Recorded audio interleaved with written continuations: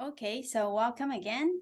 I'm very happy to see you all here to continue this exploration of the Abhidhamma. And today we are going to the second session, and we are going to look at the ultimate reality and about something about Cheetahs. So let's start with paying respect to the Buddha. Namo tassa bhagavato arahato sama sambuddhassa. Namo tassa bhagavato arahato sama sambuddhassa. Namo tassa bhagavato arahato sama sambuddhassa. Homage to the sublime, the victorious, the totally self-enlightened one. Pay homage to the Buddha before we start the class. So last week, we have talked about two kinds of reality, the conventional reality and the ultimate reality, which is conventional reality. It's something that is accepted by a group of people that is in convention. Then we call this a tree, and everybody who speaks English knows that, oh, what we're talking about this tree. So in conventional sense, we call that a tree, but we know that in ultimate reality, actually, these are only a bunch of metas that are put together in this form that we call it a tree. But in ultimate reality, they are made up of meta, no? Little small particles of meta, which in Pali is called rupa. No?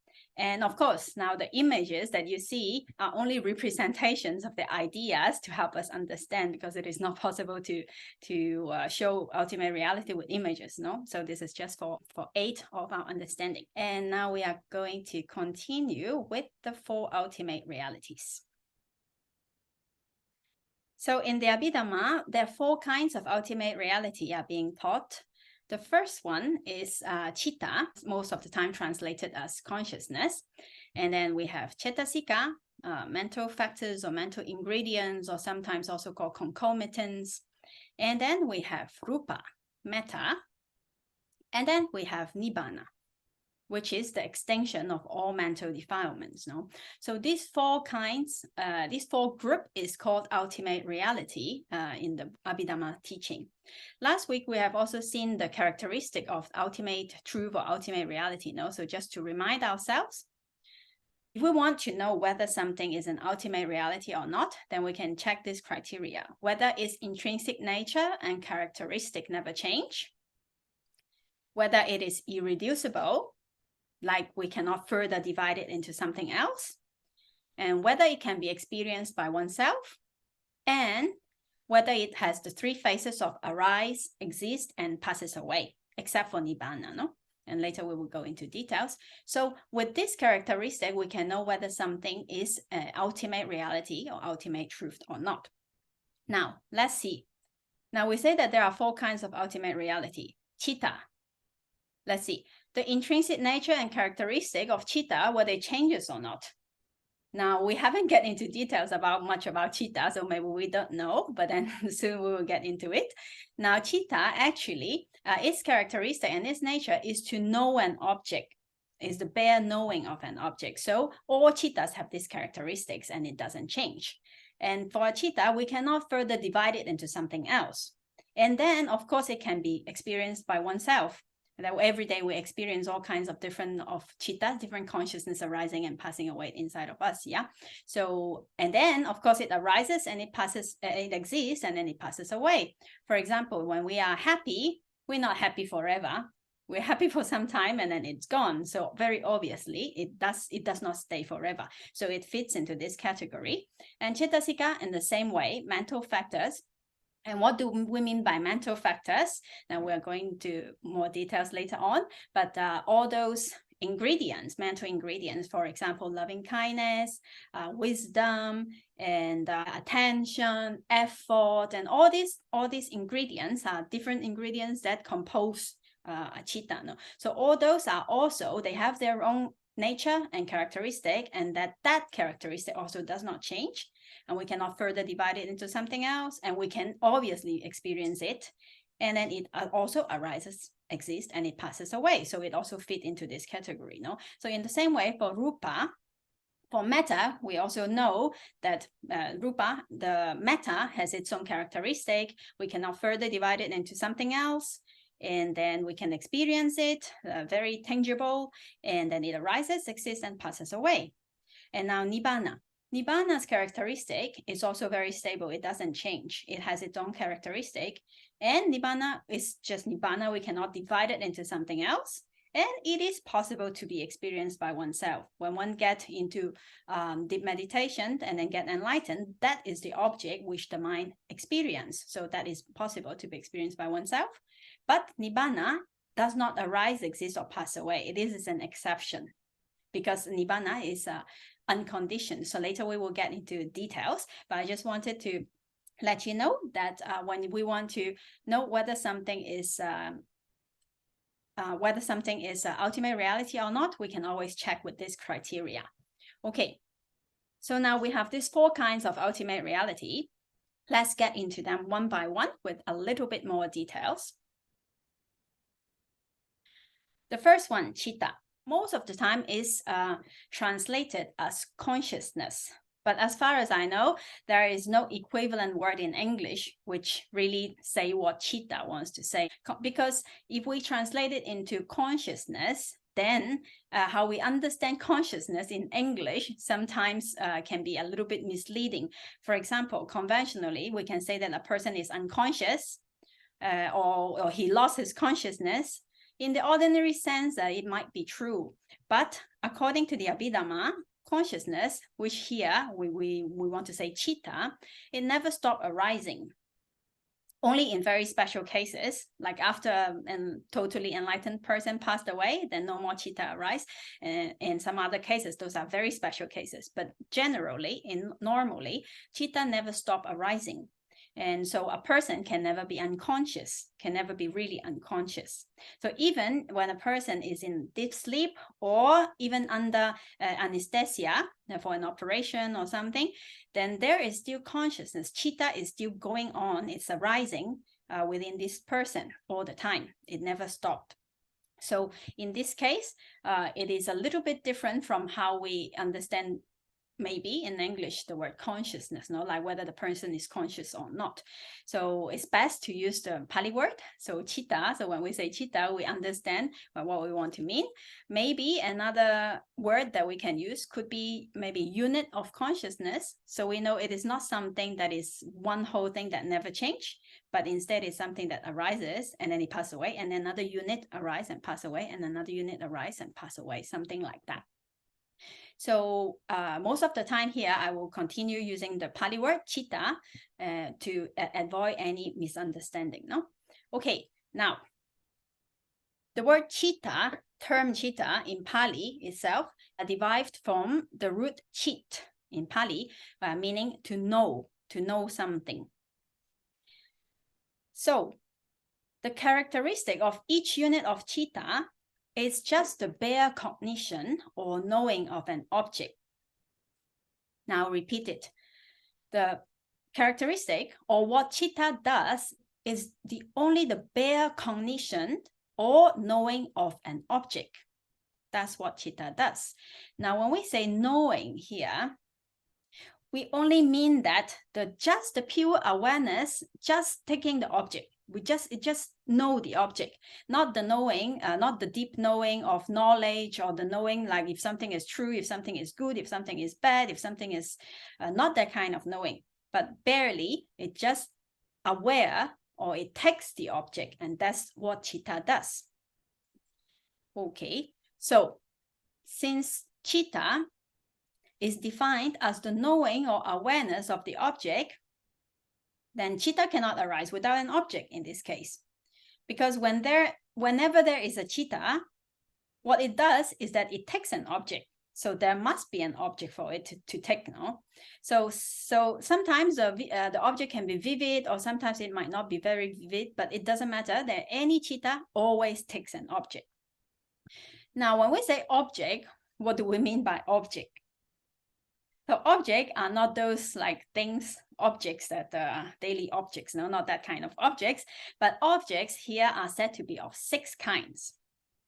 We all know that we have the 5 sense doors, yeah? But in the Buddha's teaching, actually, there are 6. But not the sixth sense, like the kind that we say the intuition, the sixth sense, not that sixth sense that we conventionally talk about. Is actually the mind is also considered to be another sense. So we know that we have the 5 senses: eye, ear, nose, tongue, and touch. And then the mind itself is considered another sense door because it also received information. It is also how through the mind we know something, no? Like through the eye, we know visible object, and through eye consciousness, ear consciousness. So each of them have their correspondent object to itself. For example, eye consciousness, what does it take? It takes visible object. It may sound very obvious, but we all know that the eye does not take sound. We cannot see sound, we cannot see smell, we cannot see taste. So each of them, they must match each other. This consciousness, the 5 sense consciousness, and its own object. So the nose, it takes smell. Then we have the tongue, this tongue consciousness take taste. And then we have touch that takes tangible object. And then the mind. Now, for the mind, what object does it take? The mind actually can take so many objects. Yes, so we can say here in brief that all kinds of objects other than the 5 sense objects can be called mind object here. So in the Dhamma, in the Abhidhamma, this mind object is sometimes called, it's usually called Dhamma object. So sometimes translated as mental object, but we can keep the term Dhamma object here. So for example, I'll give you some example to understand a little better what kind of object is being taken by the mind. Now, let's say we see something with the eye consciousness. We see some color. We see a water bottle here. So what I see here, actually, what eye consciousness take is just only the color or the form, the visible quality of this thing in this shape or something like that, no? But then, why do I say it's a water bottle? Because then the mind take it as a mind object, as a concept, and then I know conventionally we call this a water bottle. But actually, there is no water bottle. There's only like red visible objects here, no? What the eye consciousness take. So those concept is also one type of Dhamma object or mental object. Is that clear until here? Everybody okay? Yes? Okay. Now another example. I'm very angry. So the mind knows that the mind is angry at the moment, and then it is aware that it is angry, that anger is arising. So it can take that anger, in meditation practice, maybe we all have this experience, we take what's happening in the mind, we take that as an object. So mind also can take ultimate reality as object. For example, dosa cetasika, the mental factor or mental concomitant of aversion, the mind can also take that as an object. So mind can take concept, it can take ultimate reality, it can take metta, it can take many kinds of different things as mind object. So in general, before we get into the object chapter, where details will come, let's just understand that everything other than the 5 sense objects are Dhamma objects. So Citta is the mere cognition or knowing of an object. Oh, okay. Yes. Ada has a question. Please go ahead. Yes. So I just was wondering about the distinction in terminology between what we call a Dhamma object and then what we think of as the Dhamma, like the teachings of the Buddha. Like, how are these words related, and to what degree is that overlapping? Yes. Thank you. It's a very good question. And it's very good that we clear out these terms, like what we are talking about. Actually, Dhamma is one of the most difficult words to translate. Therefore, it's mostly kept as Dhamma itself. Because Dhamma, depending on the context, sometimes it is meant the Buddha's teaching. Sometimes it is meant as nature. Mind is also Dhamma. Body is Rupa. This Meta is also Dhamma. So all these different kinds of ultimate realities, also everything can be called Dhamma. They are natural things. Yes. So here it's more close to the nature definition, not the Buddha's teaching. Yes. Okay. Sometimes there are some kind of vijnana, mano vijnana, which are not the five sense consciousness, but other types of consciousness that also take visible object and the sound and other things as object, because they are in the same process. Yes. Because only one Citta alone, it cannot fulfill the whole function of everything. It's like a factory. Imagine that the mind is like a factory. There's a factory line. So one person, he only does that thing. He only receives, doesn't do anything anymore. Then the next person in line, he does the unpacking, let's say unpacking. He doesn't do anything more than unpacking. He does not receive. And then it is passed on to another person to take out something from it, no? So in the same way, the mind is also like that. So each of these workers, let's say in this time, the Citta, they do their own function and then they pass away. And then they do their own function and pass away. But in order to finish the whole product line, we need a series of workers that does different jobs, no? So in the same way, for mind, for mental process, many different Cittas arise and passes away, doing their own job, and then they are gone, So in this case, those Citta, for example, those that are in the factory line of the idol process, they are in charge of seeing things, no? So in that case, all of them take the visual object, which we are looking at, as its object. So there are other Cittas which take visible object as its object as well, because they belong to the same production line, let's say. Yes. Okay. So later on, we will get into details of all this when we finish studying the types of Cittas, the Cittasikas that are related to it, and then the mental process. But anyway, in chapter 3, at the end of chapter 3, we will also study about objects. So by the time we will define exactly what do we mean by Dhamma object, then we will name everything there. What is what? Okay. So for the moment, we just need to know that there are Cittas, and then Cittas always takes an object. Depending on what kind of Citta, it takes its corresponding object. And then Citta never stop arising. And then because there are Citta, there must always be an object. Otherwise, it has nothing to do. Yes. So it arrives to take an object. So always, even if we are deep asleep, the flow of Citta is still going on. As long as there is Citta, there is an object. So sometimes the object may be an obscure one, not so clear, but still there is an object. And sometimes those objects can be very vivid also. Now let's continue with a little bit more explanation. In the Buddha's teaching, many times we use a fourfold analysis for some specific, let's say in this case, Citta or Cittasika or different items. So now what are these fourfold analyses? When we want to know something about something, then usually what we want to know is that is its characteristics, its function, its manifestation, and its proximate cause. So why these four, we may say? That's because it's totally related to our meditation practice. When we practice meditation, we need to know the characteristic of this ultimate reality that we are looking at. And then we need to know what it does. Because inside meditation, Vipassana meditation is all about investigation. No? It's about understanding reality as it really is. Yes. So we want to know its characteristics. Sometimes the characteristic is more obvious. Sometimes its manifestation is more obvious.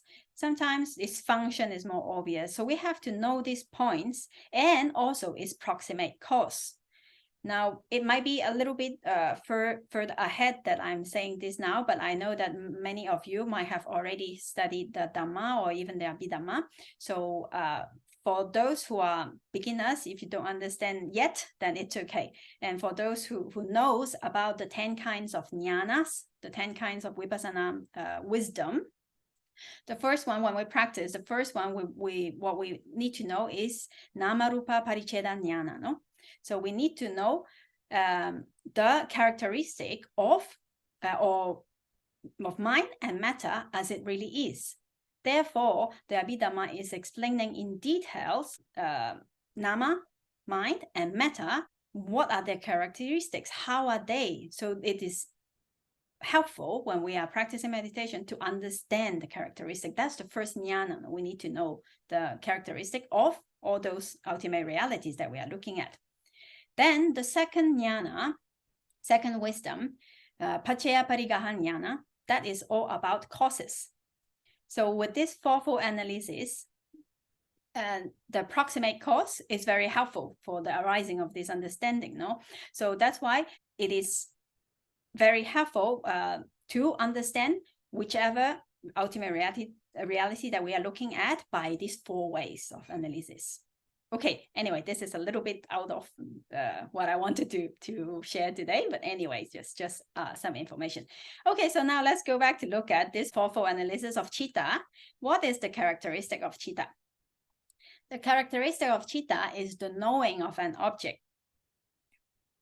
And its function is to be the forerunner of Cetasika because it presides over them and it is always accompanied by them. Now we will go into details about this.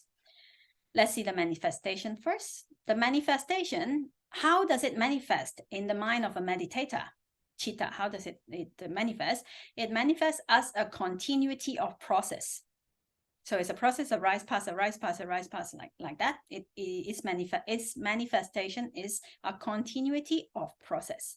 And its proximate cause is associated materiality and mental factors. Why is that so? That's because Citta cannot arise alone. It always arises together with Cetasikas, with its associated Cetasikas. And then it also, most of the time, it depends on some kind of material property for it to arise. Let's say eye consciousness. If there is no eye sensitivity, then eye consciousness cannot arise.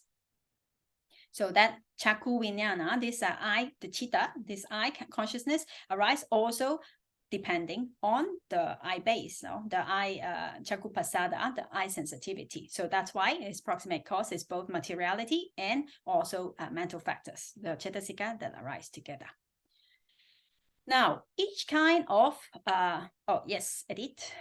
I never was clear exactly what the proximate cause is. Is it something that is after, right after that for example, the Citta appeared, or prior, or concomitant? Now, proximate cause are not only one, no? So there are many causes, many conditions for anything to arise. Actually, it depends on what it is. Sometimes it arises before. Sometimes, like for example, something must be there already in order for something else to arise. So in that case, it is before, no? There's something that already exists as a base for that other thing to arise. In that case, that is before. But then something arises together. For example, Citta and Cetasika. Now we say the proximate cause of Citta is Cetasika as well. It's concomitant, it's mental factors that arise together, no? So in this case, they arise together, same time. Sahajata, no? They arise together. And then there are so also... that's why it's so confusing. It won't be when we go to later chapters. It's going to be very clear. Everything is going to be clear. But then I'm now just trying to explain that there are many cases. It can be before, it can be together, it can be after, depending on what it is. Yeah. So thank you so much. That cleared up a lot for me. Yes. Okay. Some are after, some arise even after. So that is a very interesting thing that we will go into when we study Patthana in chapter 8. So a little bit of patience. We are still in chapter 1, but it will get very, very clear step by step. Okay, so let's get back to Citta.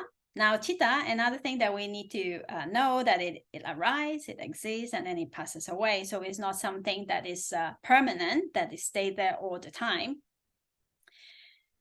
Now, in suttas, you may find other terms which are synonym with Citta. For example, Vijnana, Mana, Citta, Manasa, Nama. All these words, if you see in the suttas, actually they are referring to Citta, actually. In the Abhidhamma, 89 or 121 types of Cheetahs taught are introduced. Now, you may say, like, why 90, why 89 or 121? Why is there an or there? This is a number that is like that, no? So later, when we go to the list of all the Cheetahs, then it will become clear. So I will skip it for the moment. Okay. So now we have briefly introduced the first kind of ultimate reality, which is Citta. Until here, does anybody have any question? Everybody clear up till now? So let's continue with Cetasika. Now, Cetasika is usually translated as mental factor, mental concomitant, or ingredients, or mental ingredients. Now, if we see the Pali word Citta, as we just saw right now, is a synonym with Citta. And those things that depend on Citta for their arising is called Cetasika. Okay, I'll repeat this. Those that depend on Citta for their arising are called Cetasikas. So Cetasikas, they arise depending on Citta. Now, Citta and Cetasika, they arise at the same time. They arise together, although they have different characteristics. They do different work, but they always arise together. They cannot arise alone. There is no Cetasika that arise without Citta, and no Citta without Cetasika. They always arise together. They are functionally interdependent. They arise together as a group, but then they do different jobs. An example given by the ancient teachers about Citta and Cetasika, they say that Citta is compared to a king, and Cetasikas are compared to its retinue. So if the king comes, then the whole retinue will come together, no? They come all together. But if the king does not come, then the whole retinue will not come. There is no retinue if the king is not there. So in this way, Citta is compared to be the king, and then Cetasikas, or other different Cetasikas that arise together, are compared to all the group of persons that come together with the king. Now we may say, then they arise together, all of them, they do a job. Then why do we say that Citta is the king? Why is he the forerunner?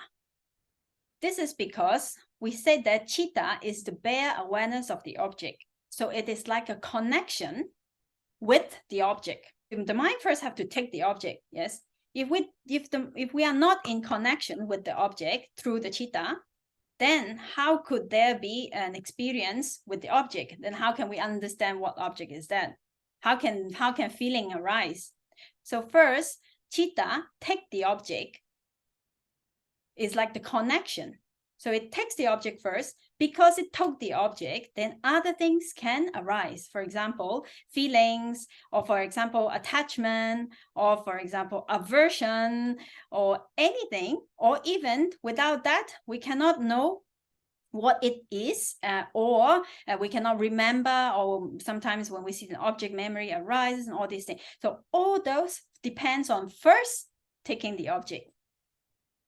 So therefore, Citta is compared to the king, or the forerunner here, the forerunner. So not that Citta arise before Cetasikas, they arise together, but it is the main ingredient that need to be there for others to work. Okay.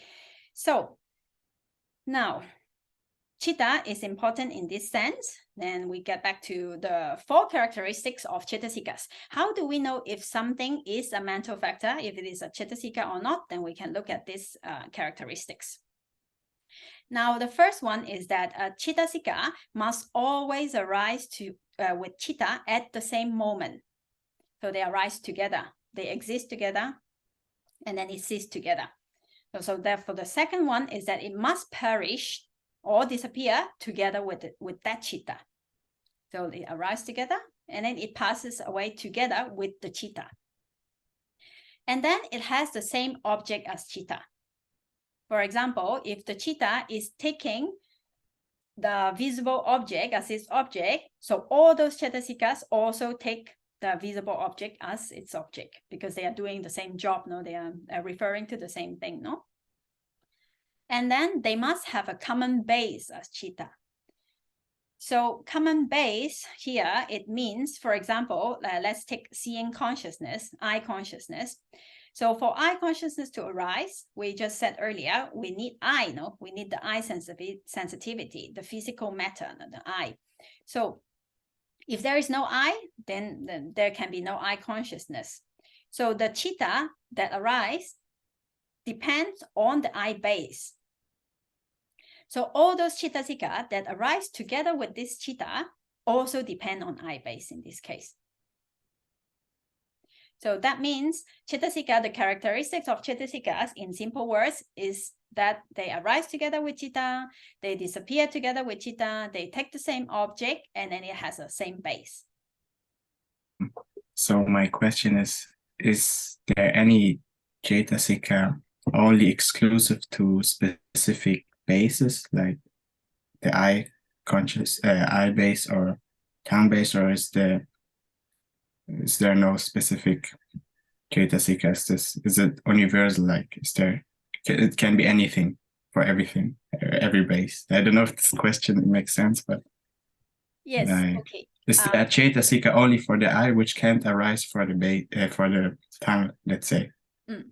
Oh yeah, now it makes it okay. I answered it for myself, I think.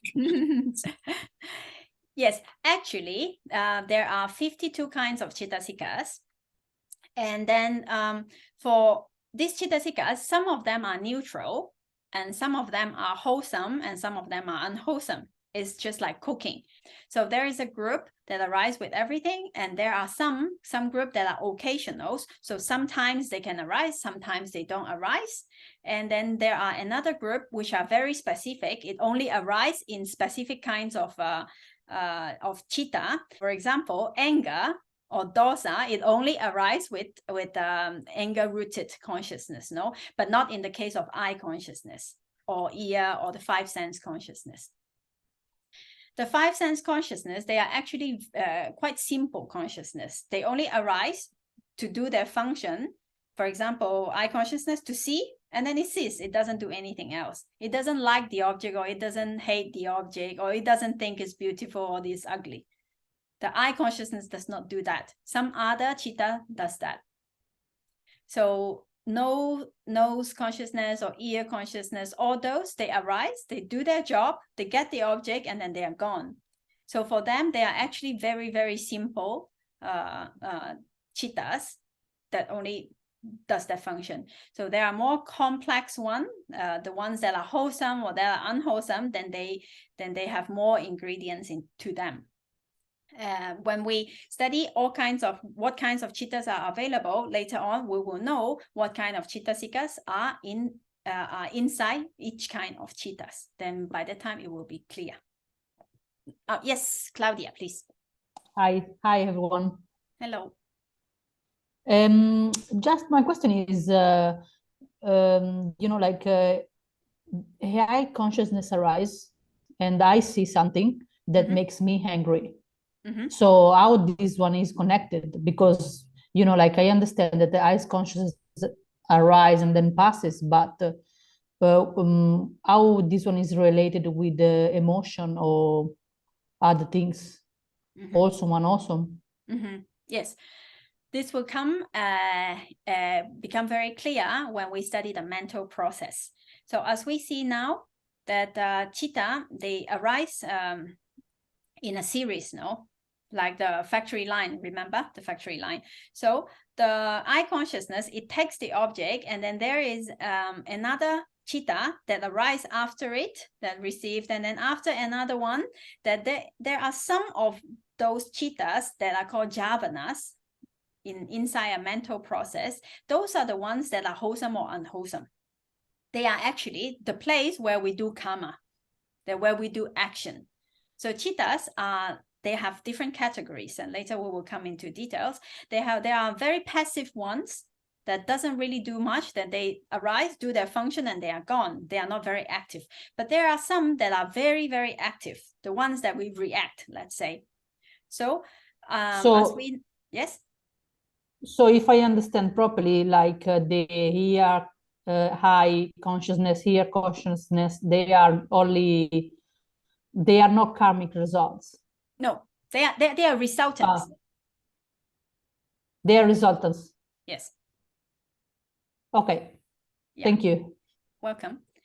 Okay, so we will go into the different groups of cheetahs later, like whether they are those active ones, the ones that produce karma, or whether they are the result of karma, or with different types of cheetahs. We will come to that when we study cheetah in details. Okay, so now we have finished the two kinds of ultimate realities, Citta and Citta. And now let's go a little bit into Rupa. Rupa is another ultimate reality here. It is defined as something that which changes when coming in contact with adverse conditions, such as cold or heat or hunger or thirst or insect bites, etc. No?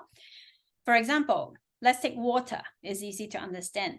When it gets in contact with different conditions, when it is cold, it becomes ice. When it is hot, it becomes steam. So this kind of thing that changes, that has obvious changes, when it comes into contact with different conditions are the definition of metta itself.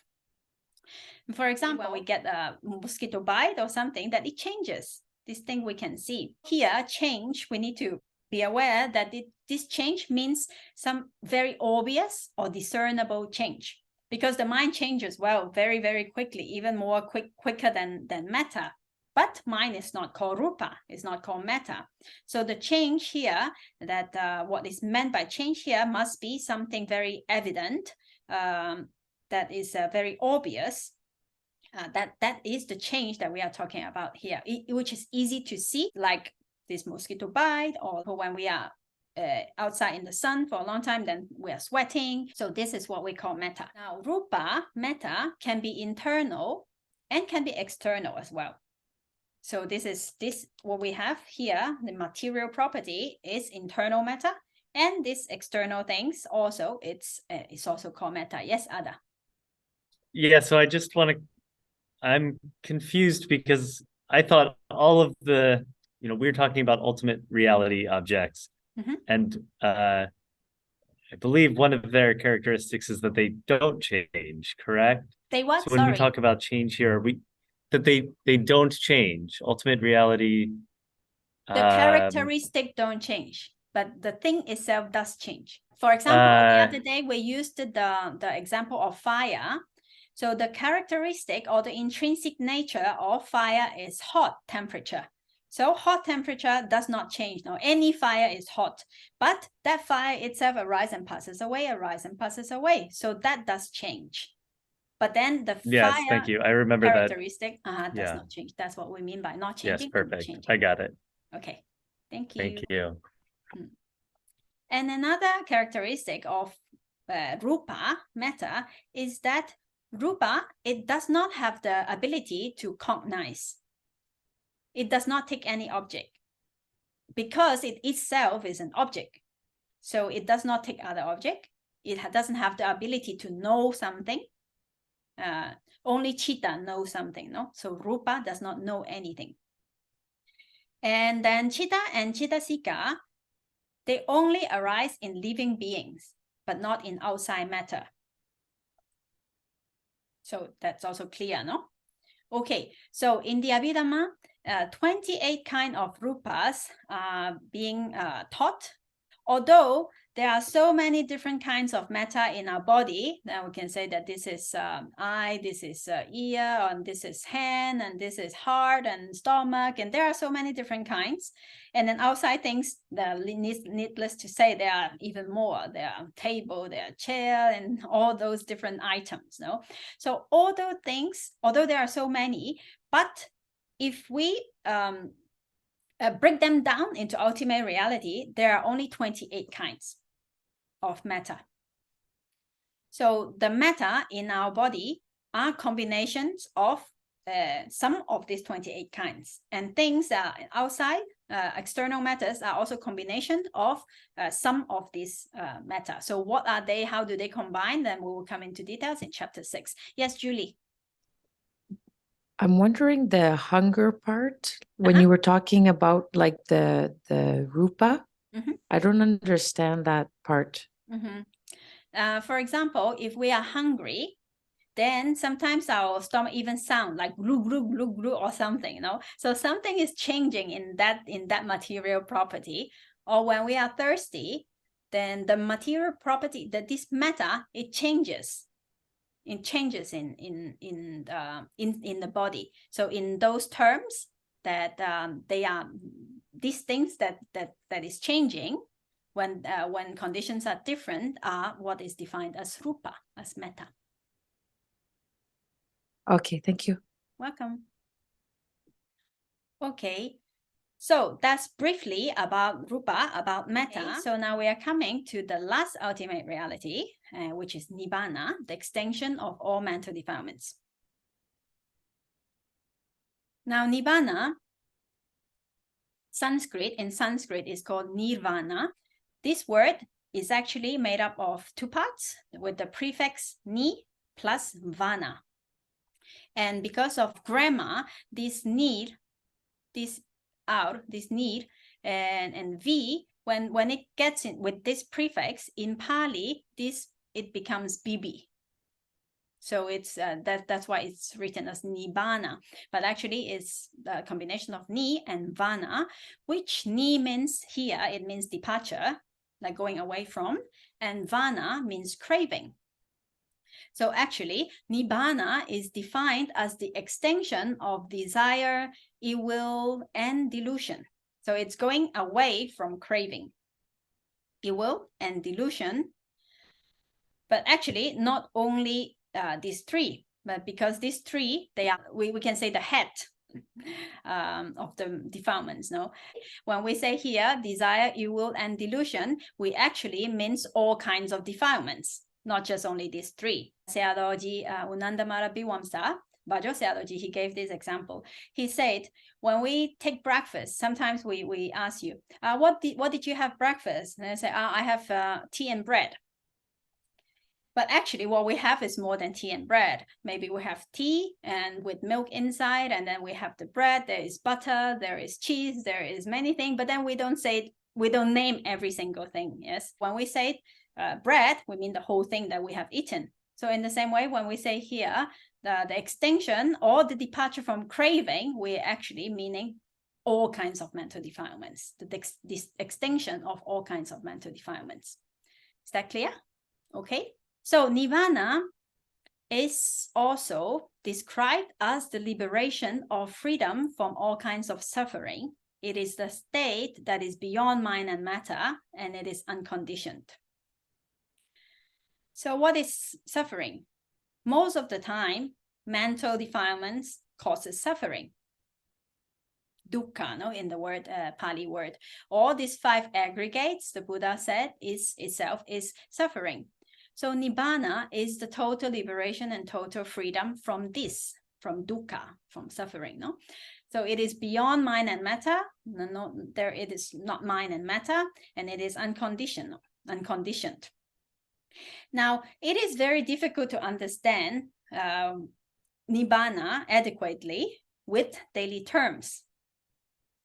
We that have not experienced it, is very hard to say what it is. And there is an example and actually a simile given by teachers to illustrate this. Want to hear a story? Yes. Okay. So there is a sea turtle that he lives on the sea and then he lives in the land as well. And so he goes into two places. He moves about in two places. And one day, this turtle that he does his daily routine, and then he goes up and then he comes to the beach and he goes around doing his own thing. And then he went back to the ocean. Then when he saw his fish friends, the friends would say, hey, how are you? Well, where have you been? What have you done today? Then the turtle tell the fishes, they say, oh, you know what? Today I went to the beach. I was walking on the sand and I saw trees and it was really dried out there. And then the fish was like, dry? What do you mean by dry? You walk? How do you walk? And trees, what are trees? So it's impossible for those fishes to understand what the turtle is talking about. So in the same way, for those of us that haven't experienced Nibbana yet, then it is very difficult to explain with words that we understand, that we know about Nibbana, because Nibbana is totally out of this world, and this world is all that we know. So one way of explanation that was mostly used by the Buddha was that he can only use negative terms to explain. For example, he said, oh, Nibbana is not craving. Nibbana is not suffering. Nibbana is not this and not this and not this and not that. So because we know what this is, so we know, oh, okay, it's not this one.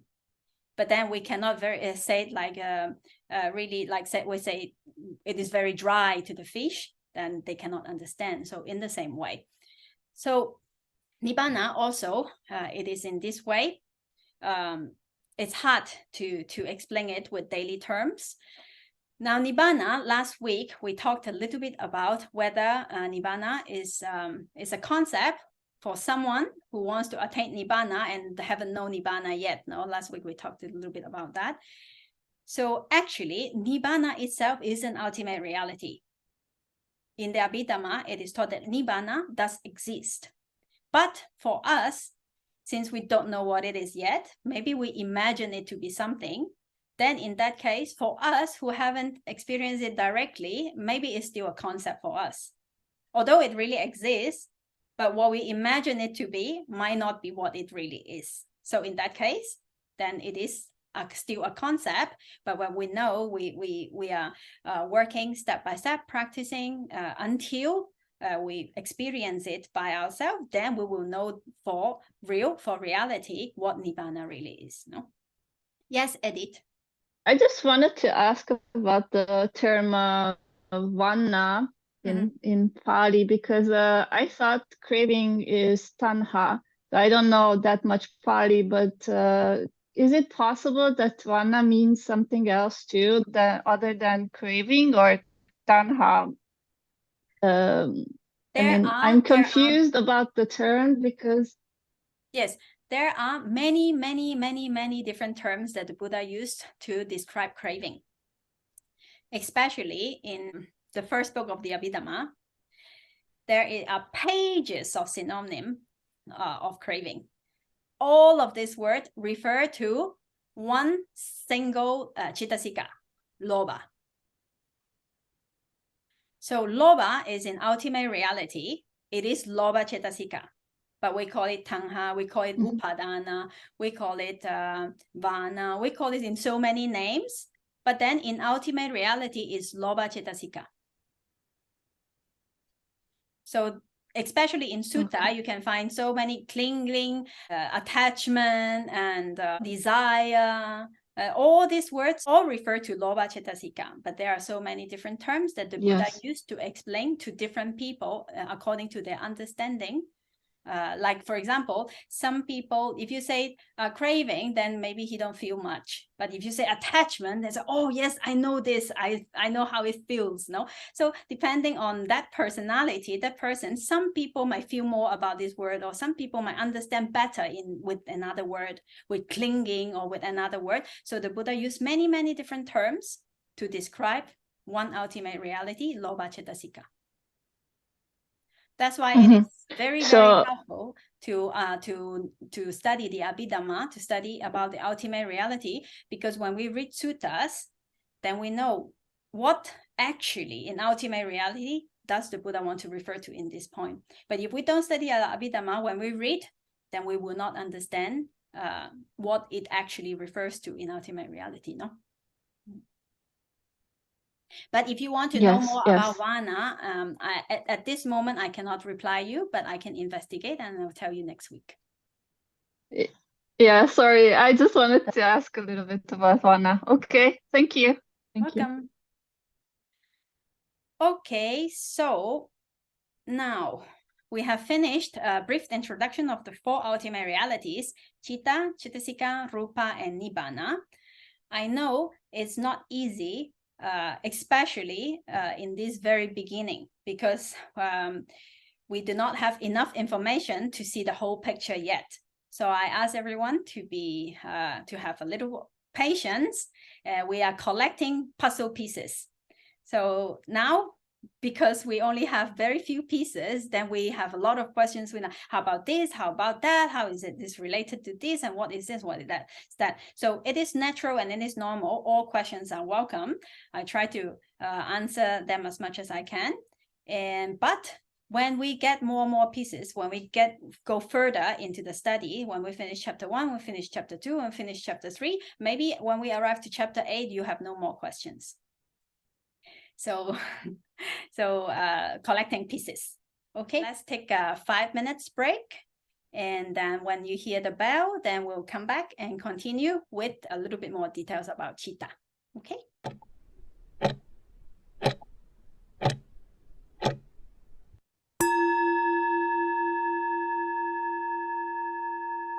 So welcome back. And before we continue with the second part, there is a little thing that I want to clarify. Right now, he said about a characteristic, that the characteristic does not change about metta, no? So I just want to clarify that what the characteristic that does not change, what we mean is that the 28 kind of metta that we mentioned, that is taught in the Abhidhamma, that those metta, when you break them down into the smallest ingredients of metta, then those are the things that have an intrinsic characteristic that does not change. So not that the ice does not change, because very obviously the water, when it is cold, becomes an ice. It totally changed its characteristics. And when it becomes steam, and it's totally changed. So not in that way that it does not change or it changes. But then what we want to say is that the ultimate reality, the 28 kind of rupas, each of them have their own characteristic and intrinsic nature. And those are the things that does not change. Okay. All right. Okay. So now, let's get a little bit more into Citta. As we all know that our body is made up of different parts, then what can we say about the mind?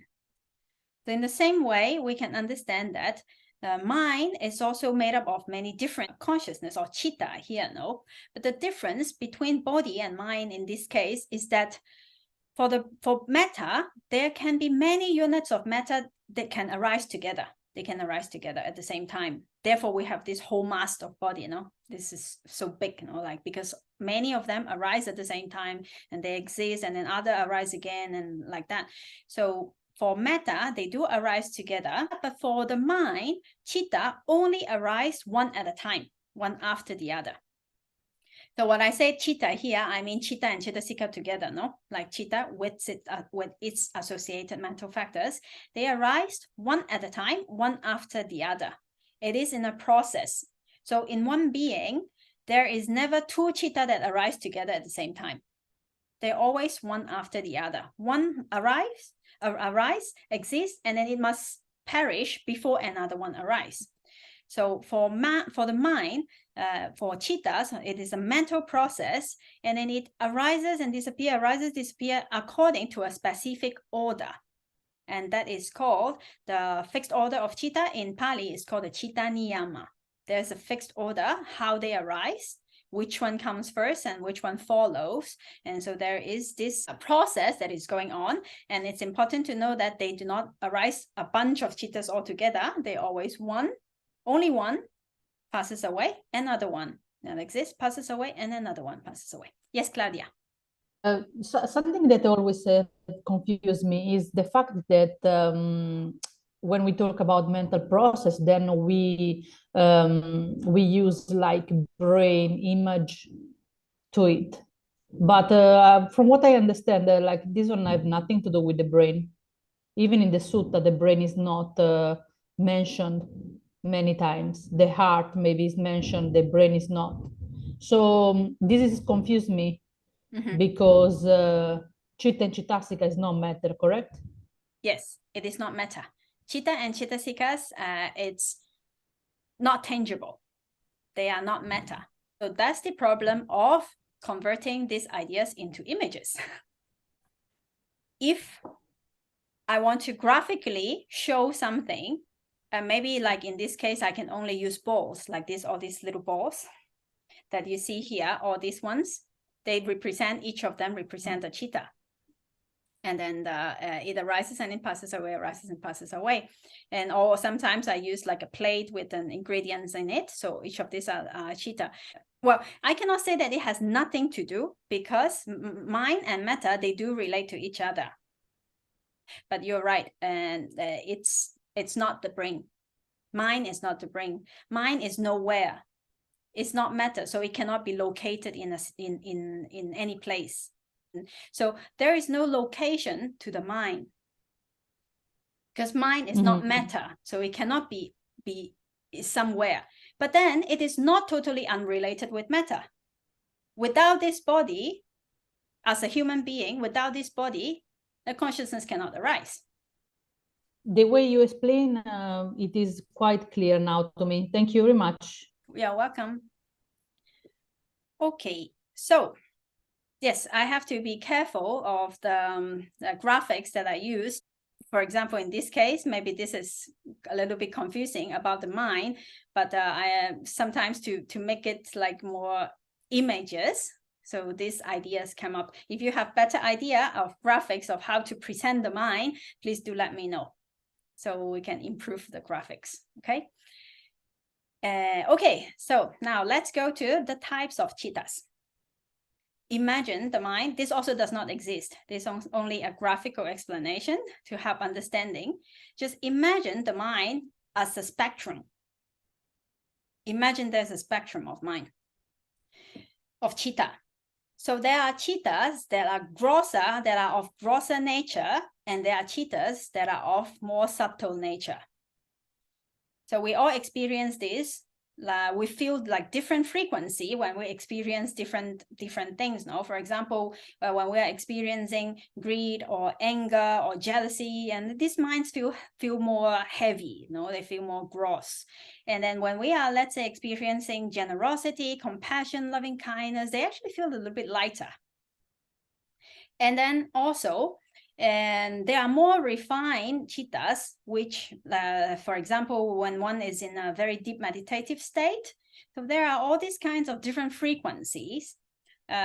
Well, I use the word heavy and light and like that, but actually it doesn't really have a weight. It's not meta, but this is just to illustrate, like there are grosser minds and there are more subtle minds. Yeah, but all this, even if they are like a wholesome mind or unwholesome mind or meditative minds, they can still be worldly. They can still be mundane. So in Pali, we call this lokiya. It belongs to the world.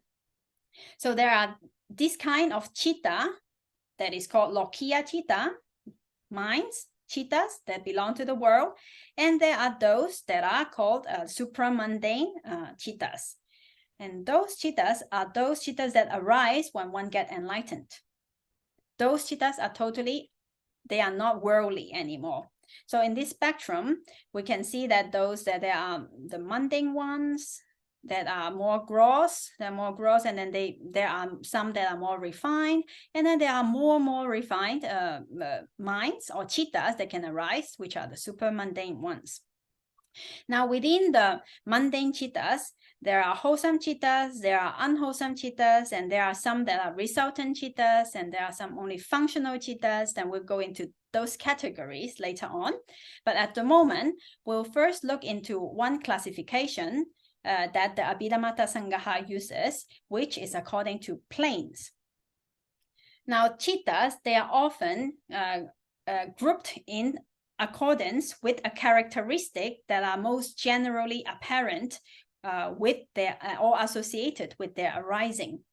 For example, The first group we have here is called those Kamavachara Cheetah.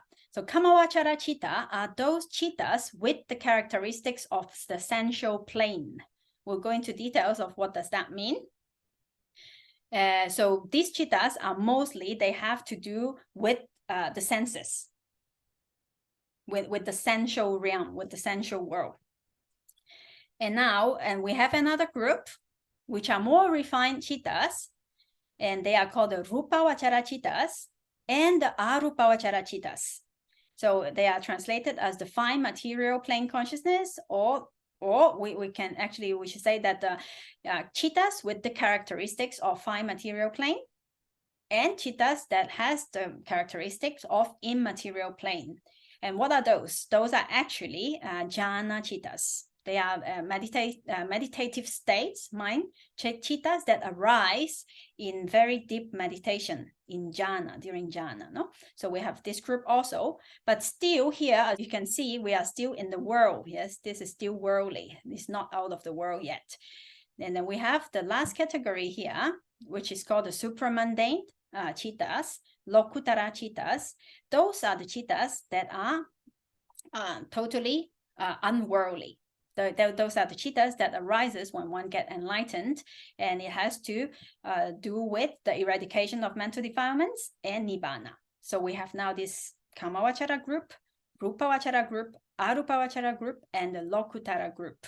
Now I know that it might be difficult to remember all these Pali words in the beginning. There are lots of terms here, lots of maybe words that we are not familiar with, but don't worry about it. You don't have to remember the Pali terms. When the explanation is going on, just listen and just know what it is. And the most important thing is not to remember the terms, but to understand what it means. So if you understand the content, the terms will be repeated again, and again. So naturally, we will get familiar with it, and then we will remember it, and then we will know what we are talking about. But in the beginning, it can be a little bit overwhelming because of all those Pali terms, but don't worry. So yes, Judy has a question. Am I understanding this correctly, that on the sensual plane, there's some unwholesome and some wholesome senses? The five senses itself, which are metta, they are neither wholesome nor unwholesome. And the five sense consciousness, which are the eye consciousness, ear consciousness, etc., those are also neither wholesome nor unwholesome. Only our reaction to the information received through these five senses can be wholesome or unwholesome. So those are different kinds of cheetahs. And in this graphic, we are looking at the classification of cheetahs according to planes. So here, this unwholesome and wholesome that you see in the graphic, actually we mean wholesome and unwholesome consciousness. In the sensual plane, there are different categories of cheetahs. Here in the graphic, I didn't write everything, but there are some unwholesome ones, there are wholesome ones, there are resultant ones, and there are functional ones as well.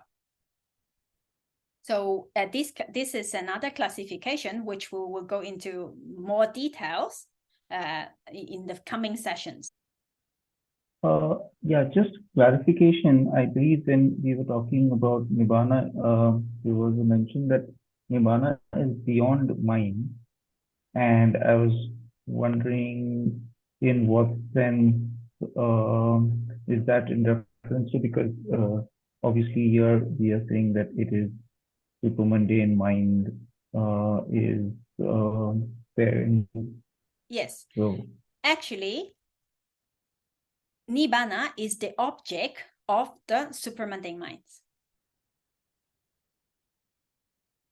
So in the sensual realm, eye consciousness and all this consciousness that arises, it takes different kind of object, no? As we said already, eye consciousness takes visible object, and ear consciousness takes sound as object. So there are different objects. Jhana citta, when a person practices samatha meditation or tranquility meditation, it takes kasina, for example. It takes like this white dis, or it takes the earth element, or it takes some object as its meditation object, no? So those mind takes those kind of object.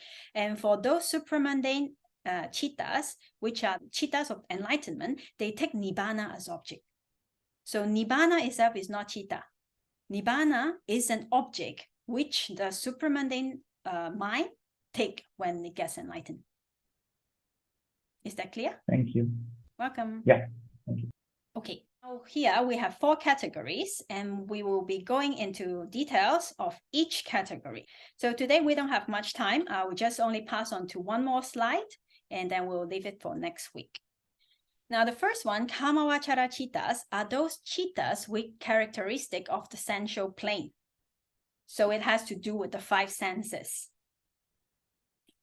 like what we experience in day-to-day life, no? So most of these Cheetahs that arises in us day-to-day are of this kind of Kamavachara, no? Of the sense realm, no? Now then we have the Rupavachara Cheetah, and they are Cheetahs that are related to jhana that takes the concept based on metta as its object of meditation. So later on, we will also study about samatha meditation, tranquility meditation, and vipassana meditation, which is insight meditation. So each of them, they have different objects, and then they have different ways of practice. So for Rupavachara Cheetahs, those are actually jhanas that are already attained to very high, very deep meditative level. So in those times that this kind of Cheetah arises, those are the ones that has to do with jhana. And then the Arupavachara Cheetah are those that are even more refined than the Rupavachara Cheetahs. Those are the ones that take non-material qualities as its meditation object, as more higher level of jhanas, no? Okay, then we have Lokutara Cheetah, which are the Cheetahs that takes Nibbana as object. Those are the enlightenment Cheetahs. No? So they are divided into these 4 categories, and later on we will go into group by group to know more details about each of them. Now here what we have to know is that although we see that there is a spectrum, and of course when we practice we're wanting to go to refine the mind, to find the mind states, no? But the only thing here we have to be careful is that this graphic, it represents only the quality of the mind. There are some very fine minds and there are some grosser minds, but then it does not mean that when a person who reached a fully enlightenment, then this kind of Cheetah does not arise in him anymore. It does not mean that. Because if even a person is totally enlightened, he still sees, he still eats, he still have to go about his daily life, he still see people. So these kind of Cheetahs that has to do with the senses still arise in him. It doesn't mean that one person that got fully enlightened and only this kind of Cheetah arise in him, not like that. But only in the enlightened moment, this kind of very fine Cheetah arise in him. So for example, a person who attained jhana, so at that moment when he is in deep meditation practice and then jhana arise in him, so these types of jhana Cheetah arise. But later on when he come out of jhana, then he goes about his daily life, then also this kind of mind also arise. So it is not a progressive thing that we are going moving and not coming back like that, no? But it's just to show that there are grosser minds and there are finer minds. But for example, a totally enlightened person or not fully, but enlightened person, there are some mind states that does not arise in them anymore. For example, a fully enlightened being, unwholesome mind does not arise in him anymore. No more unwholesome minds. And even no more kusala also, no more wholesome minds, because whatever arises in them in here will only be resultant or functional consciousness. Later this will get very clear. But what I wanted to make sure that we don't misunderstand by this graphic, it is progressive in terms of training, in terms of meditation practice, but it is not that once we arrive here, we don't go back here, not like that. Okay. All right. So next session, we are going to go into first Kamavachara Cheetahs, Cheetahs of the sense realm. So just as an advertisement. Kamawachara cheetah for next week are cheetahs with the characteristics of the central realm, of the central plains. Now we're going to start with this next week. Okay, anyone wants to ask something?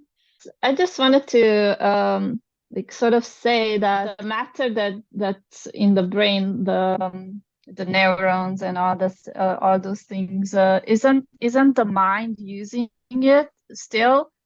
Like in certain processes, I mean, I don't see anything else that could use it.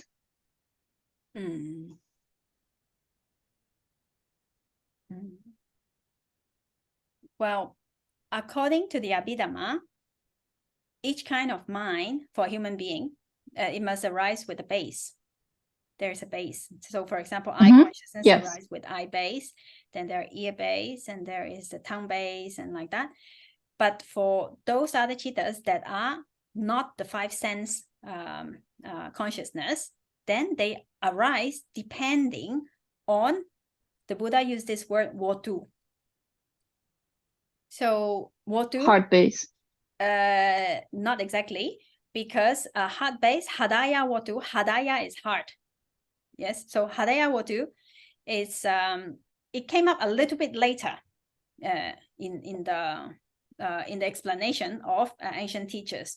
But if you look at the Patana itself, then the Buddha only mentioned watu. It's something like some kind of material properties. He did not specify whether it is where it is. But the ancient teachers, they explained that this property, this material property, which other minds, other consciousness are based on, is located somewhere in the bloodstream, inside the heart. So those are the explanations of ancient teachers, and they try to explain like that matter that the Buddha referred to locates around that area. So later on, that's we say heart base or hadaya watu. But then the Buddha never really mentioned a specific place for it. So it's like very debatable. So this is also a topic that people debate on. But anyway, what we know for sure is that all minds, all consciousness arise depending on some kind of material property for a human being. Okay, some kind. Yes, I will find I will quote the exact passage next week. The word that used by the Buddha. No, I knew that. I knew that the Buddha didn't specify exactly the heart. And I also have a friend who had a heart transplant, and I don't see him all that change. So it's it must not be only the heart. Yeah, it's very hard to say, like this is like there is a whole debate about this. But the Buddha, he mentioned some places, like some material property, he mentioned like that. Then ancient teachers, which are also very wise teachers, I'm not saying that it is not in the heart, but ancient teachers explains that this material property that the Buddha referred to locates around that area in the blood, some blood streams around the heart area like that. You mentioned about the need of the body for having a type of consciousness arising. Like, for instance, you cannot have the hearing consciousness arising if you don't hear something. But we know that in meditation we hear sounds without the ear, or we see images without the ear, and in astral projections people can see, or even at the moment of the death there is seeing and hearing and all this stuff. So that means that all those are based on the mind consciousness. Yes, if we see images in our mind, for example, if I say now, do you remember the door of your home, like you see in your mind the door of your home, you can see that picture in your mind, but that is not seeing with the eye. So that seeing, that picture in the mind actually does not base on the eye sensitivity. it's based on the mind base. It comes through the mind door. And if we are hearing something through the ear door, then it must be some sound that is happening at the moment. Yes, but for example, there are sometimes songs running in our head all day long, and those are actually not sound that are running outside, but we hear it.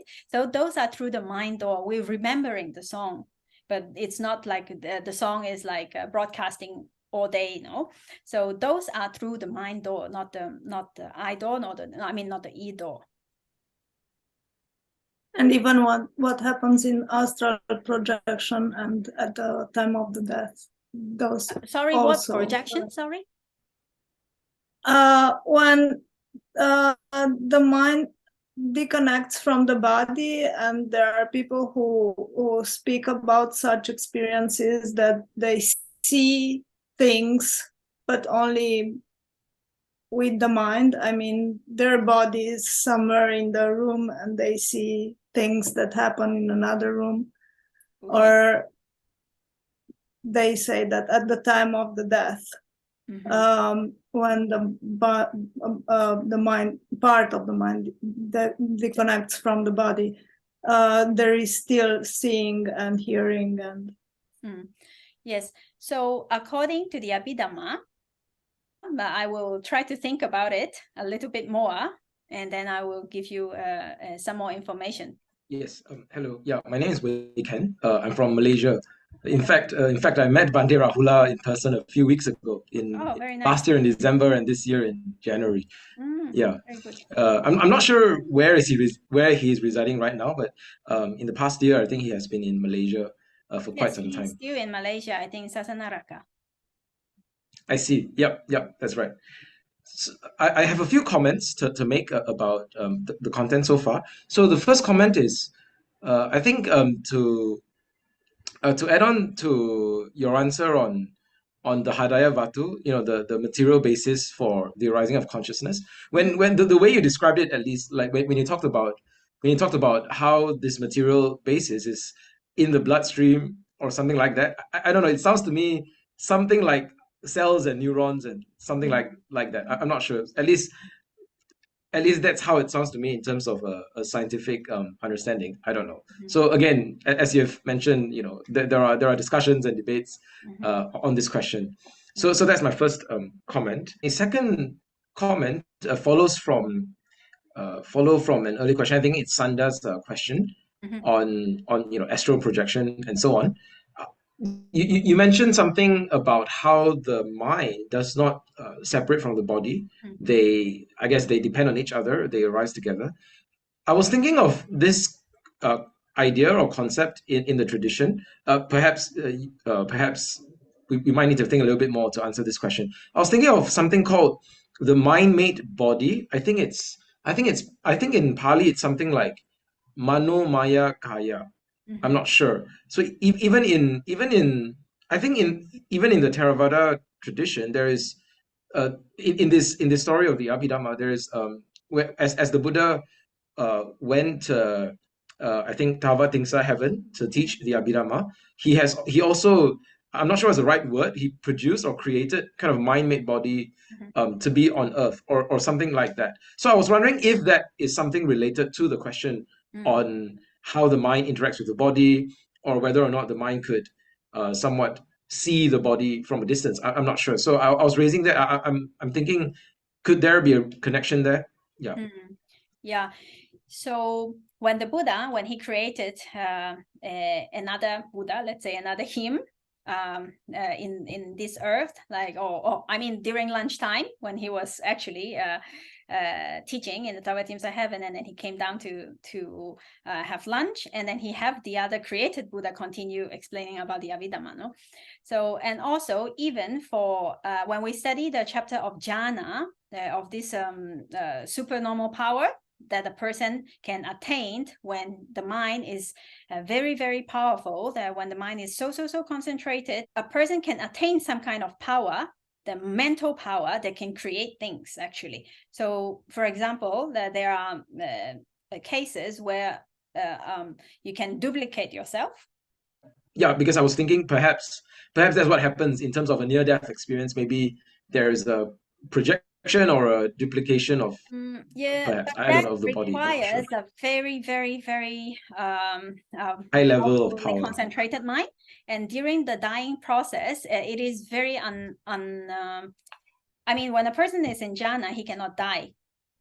Like, because he must come out of the jhana process must finish before dying process arises.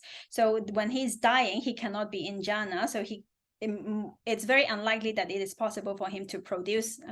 And also in the dying moment, the mind and the body both are very weak. So it is very hard for in those moments to perform this kind of mental power, no? Even if the person does have that power. I see. Yeah. Thank you. Austin has a question, I think. Yes, Austin, please. Maybe I didn't understand what you had said about that the mind cannot arise outside the body, etc. I didn't understand that maybe correctly, because there was also the other part that says that the mind has no location and it has no. Yes. Yes. Yes. Can you clarify that? Yes, sure. Yes. Now, when we say that the mind has no location, because mind is not matter, it is not something, so we cannot say that where it arises or where it passes away. It only arises and then it passes away.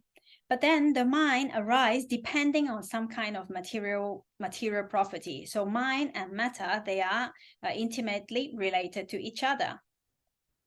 Now we're talking especially about human, no? Because we are human, have this human body, and then mind arises in relation with this body. But then when we were talking about like whether the mind can come out from the body, and this is more in the sense of not ultimate reality. When we talk about like people's meditation experience and all these things, then it's more in conventional terms that we say that the mind cannot be separated from the body, because in meditation centers where I have been, there are students that report to Sayadaw, to the teacher. They say that, I saw myself sitting there, or like this, no, like this kind of meditative experience that some yogis might have. So concerning those experience, then Sayadaw use conventional terms to explain to them mind cannot be separated from the body to see yourself sitting there from outside. So in that case, I'm not using ultimate reality terms, because there is no, in ultimate reality, there's no, mind has no substance to it, no materiality to it. So it is nowhere, no location, no space. It does not go here or go there. So it cannot come out or go in, actually. Does that make it clear? Yeah. Okay. Yeah. Thank you. Welcome. No more questions or comments? Okay. So thank you very much again for joining today. We'll see you next week. And so let's say sadhu, sadhu, sadhu, and then we will share merits. Itam no punyam nibbānassa pacayo hotu. Itam no punyam nibbānassa pacayo hotu. Itam no punyam nibbānassa pacayo hotu. May this merit of studying the Dhamma be conditions for the attainment of Nibbana. And we share merits to all beings. Sadhu, sadhu, sadhu. Sadhu, sadhu, sadhu. Okay, see you next week.